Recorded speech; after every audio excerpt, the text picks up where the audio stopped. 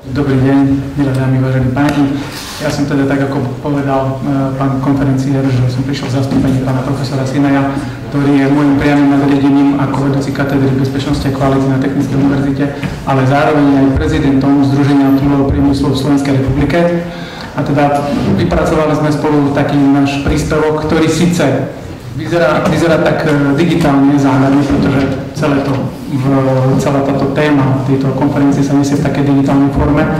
Možno si všimnite, že sú tam nejaké chyby, ale oni sú tam zámerne, pretože keď sme mali ešte takéto monochromatické displeje, tak tie mekčenie nám tam väčšinou nezobrazovalo, takže som to nechal v takomto pôvodnom znení aj s titulkami, ale čo sa týka ešte jednej zmeny, keďže tu nie je pán profesor, som tu ja, tak ja paradoxne sa nebudem veľmi držať tohto názvu, pretože naše myšlienky a postoje možno v tejto oblasti, ktoré sme sa venovali v príspevku, si budete môcť prečítať v zborníku, predpokladám však. Takže ja som pripravil skôr takú prednášku, ktorá sa nejak tak povrchne dotýka samotného Industry 4.0 alebo ináč povedané Smart Industry. Samozrejme musíme rešpektovať aj čas, ktorý bol na to vyhradený, takže ja sa budem snažiť byť veľmi, ako som to povedal, moderne skomprimovaný teda. A na záver mám dve videá, ktoré by mohli byť také celkom motivujúce. Tieto videá samozrejme nie sú moje, sú prevzané, veľmi ťažko som ich získaval z Národného inšpektorátu práce Slovenskej republiky, ktoré toto video najprv prezentovali u nás na univerzite a tak ma oslovilo, že by bolo dobré ho prezentovať aj tu na tomto fóre. Takže poďme v krátkosti k tým veciam, ktoré som si pripravil. Mnohé veci, ktoré tu už odzneli, sa môžu opakovať aj v mojej prezentácii a mnoho pekných myšlienok tu zaznelo, na ktoré by som chcel tiež reagovať, ale tých myšlienok je tak veľa, že možno sa aj sám zakopcem, pretože jedna myšlienka napadne druhú a vznikne taký blackout krátky, takže mi to prepáčte. Ale čo bolo na počiatku? Tak sledovanie pridanej hodnoty Európskej únie v tom priemyselnom svete za nejaké sledované obdobie od roku 2003 do 2010 malo prudký pokles. Čo bolo toho príčinou? No, ďalšia myšlienka, ktorá ma s tým napadla je, keď som mal prednášku so svojimi študentami a prednášal som o európskej značke zhody CE, pýtal som sa ich, či sa s tým niekde stretli a čo to znamená, tak čo si myslíte, čo mi povedali? Generácia Y tu vidím, takže skúste mi povedať, čo je CE. Presne tak, toto bola informácia, ktorú som späť nedostal. A tá informácia sa zakladá skutočne na pravde a na realite, pretože dôvodom, prečo tento pokles nastal, bolo práve to, že mnohé spoločnosti z Európy svoje výrobné centrá presúvali do oblasti Ázie, tam, kde bola tá pracovná sila lacnejšia. Takže China Export. Samozrejme, Európska komisia na toto zdesenie reagovala nejakým spôsobom a prijala program za obnovu európskeho priemyslu. A cieľom tejto podpory bolo vlastne podporiť nové technológie, inovácie a výskum a vývoj. Samozrejme, že z tejto myšlienky alebo z tohto zámeru potom prišla tzv. nemecký postoj, alebo respektíve Nemci k tomu zaujali ten svoj postoj, dokonca pán profesor Mežík, ak som to povedal správne, spomenul, že to bola v podstate iniciatíva nemecká, tak znamená, že z Nemecka prišla táto filozofia Industry 4.0, ktorá sa taktiež pomenovala ako aj Smart Industry. Slovo smart v podstate nie je slovo, ktoré by bolo pre nás nové. Keď si kliknete do online prekladača a dáte si prvú slovo smart, tak nájdete naozaj rôzne pojmy, ktorými môžeme chápať to slovo smart. Ja som tam jeden z tých x pojmov zvýraznil a to je práve preto, že v Slovenskej republike, predpokladám si aj u vás v Čechách, sa to smart bude prekladať ako inteligentný podnik, čiže smart industry, inteligentný podnik. Slovo smart naozaj nie je nič nové, keďže som na pôde konferencie, ktorá je kvalitárska, aspoň ja ju tak vnímam. Ja som srdcom kvalitár, odkedy som sa naučil slovo kvalita vyslovovať, tak my to smart poznáme, my kvalitári, alebo možno aj tí riadiaci pracovníci, ktorí vytvárajú nejaké ciele ako si akroným, ktorý slúži ako nejaká pomôcka pri stanovení cieľov, že cieľe majú byť nejakým spôsobom hrateľné, časohraničené, nejaké priradené zodpovednosti, ale mohli byť následne vyhodnocované. Širšie publikum, ktoré možno nepozná tú kvalitu alebo oblasť kvality, tak možno sa stretávame so smart autami, ktoré síce nie sú až také bežné, ale určite každý z nás už zaregistroval niečo také. A úplne všetci poznáme tzv. Smartfón, ktorého sme možno aj otroci, niektorí možno chodíme na do takých miestností s tými telefónmi, o ktorých sa možno aj budeme priznať. A potom aj zabudneme, že vlastne tá potreba už bola vykonaná, pretože sme takí zanietení do toho pozorovania toho displeja zajtračného. Mnohí s nimi zaspáme v ruke, čo je dosť nebezpečné. No a keďže som na českej pôde, tak som vygooglil, že existuje nejaká letecká spoločnosť, ktorá dokonca slovo smart na svojom obchodnom názve. No a úplne to najposlednejšie, škoda, lebo nevidím tu pani starostku Třinca, pretože úplne to bolo však, tak to najposlednejšie, s čím sa spája slovo smart, je tzv. Smart city a smart home.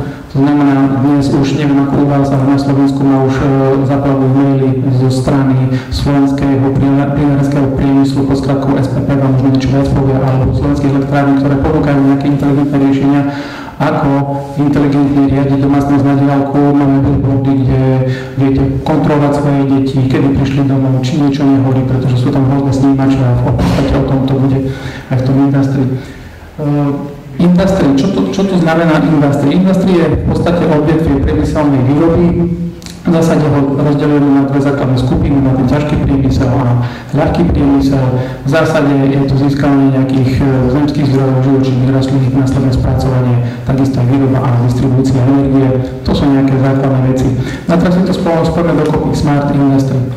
Je to priemysel vysokým stupňom flexibility, riadenia, a to z hľadiska jednak potrieba produktov, to znamená, aké produkty sú potrebné alebo žiadané zákazníkom alebo zákazníkmi, takisto v akých objemoch, takisto správnom načasovaní, kedy to bude zákazník potrebovať. To znamená, že možno je taká otázka istej predikcie, ak sa byť na tom trhu úspešný, pretože dnes je silné konkurenčné prostredie. A v neposlednom rade aj efektívne využitie zdrojov a samozrejme minimalizácie tých nákladov.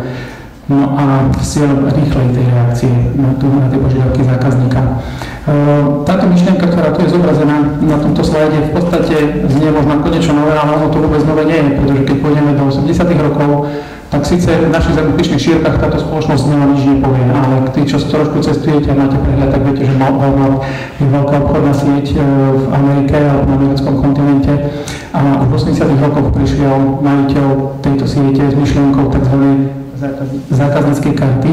A tá zákaznícka karta nebola len prostriedok toho, aby sa mi zákazník vracial, pretože získa za to nejakú zaujímavú výhodnú cenu na produktoch, na svojom nákupe, ale takisto on prostredstvom tejto karty za minimálne peniaze dostával spätnú väzbu o správaní svojich zákazníkov, kedy chodia nakupovať, čo nakupujú a v akom množstve nakupujú.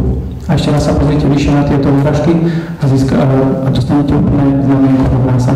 To znamená, že tento plán si už vtedy uvedomil, čo to znamená vedieť rýchlo reagovať na požiadavku. No a toto je v podstate posledný slajd, ktorým sa chcem premostiť aj na tie moje videá, ktoré tu mám pripravené. Takže čo teda prinesie Smart Industry, naozaj je to len také povrchné, ale moje nejaké také postrehy. Tak jednak je to zdieľanie obrovského množstva dát, pretože sme tu hovorili o big dátach, ale big data neznamená len množstvo dát. Je to aj ich komplexnosť, ich komplikovanosť, rôznorodosť a týka sa to aj určitých predikcií dát, to znamená ich využitie a následné spracovanie, distribúcii, uloženie. Čiže big data nie sú len nejaké veľké dáta v nejakých gigabajtoch. Vysoký nárast automatizácie, mohli sme počuť tiež svojich predrečníkov, že automatizácia ľudia je na hlavný prvok. A tým, že príde veľká automatizácia, tak príde aj určitý pokles, alebo prinesie pokles určitej zamestnanosti priamo v výrobe, pretože ich nahradia roboty, manipulátory a takéto zariadenia, smart zariadenia, pretože aj smart zariadenia máme. A takisto s tým prichádza aj tzv. Zníženie zamestnanosti práve v tých menej kvalifikovaných pracovníkov, ale na rozdiel od tohto zase bude vyšší záujem práve o tú vyššiu kvalifikáciu. A v súvislosti s tým som minule čítal jednu zahraničnú štúdiu, ktorá hovorila o tom, že pretože aj na Slovensku máme jednoho pána profesora, ktorý pôsobí v Slovenskej akadémie vied a píše na všetky svetové strany tie najčernejšie scenáre, ako to bude prepúšťanie, ako to bude úplná pohroma, keď príde Smart Industry, tak práve niekoho takéto niečo napadlo a urobil takúto analýzu, že aj v rokoch, keď prišiel internet, prišlo úplné zdesenie, že pre Boha, veď naše predaje a vôbec obchod bude kolorovať na nejakú 50% úroveň a nakoniec po čase sa zistilo, že ten obchod zrastol o 20%. Ale jednoducho tu ide aj o zmenu myslenia. Nie len zmena výroby, ale s tým prichádza aj zmena myslenia, to znamená vnímania aj určitých nielen rizík a ohrození, ale takisto aj ich príležitostí. Čiže príležitosť bude práve na tie nové pracovné, vysoko kvalifikované pozície. Napríklad dnes tu zaznela tá údržba, pretože o tie automatizované nástroje sa bude treba nejakým spôsobom starať. Takisto dochádza alebo dôjde ku kustomizácii výroby, to znamená všetky priamo na výrobu zákazníka. Rizika v oblasti bezpečnosti informácií, pretože hovoríme o big dátach, to znamená nielen ich uloženie, ale aj distribúciu, spracovanie. Hovoríme o tzv. Internete veci, to znamená internet veci, to znamená nielen zosieťovanie, ale jednoducho mnohé firmy nebudú musieť vlastniť ťažké softvery, ale niekto na virtuálnom tom úložisku bude mať disponovať týmto softverom a tí ľudia alebo tie jednotlivé spoločnosti budú môcť využívať na diaľku tieto softvere a jednoducho s tým súvisí práve tá bezpečnosť informácií, pretože mnohé tieto informácie môžu byť veľmi citlivé a likvidačné. Na neposlednom rade zvýšené pracovné tempo a takisto aj nové rizika súvisiace s novými pracovnými podmienkami. A ja by som teraz poprosil teda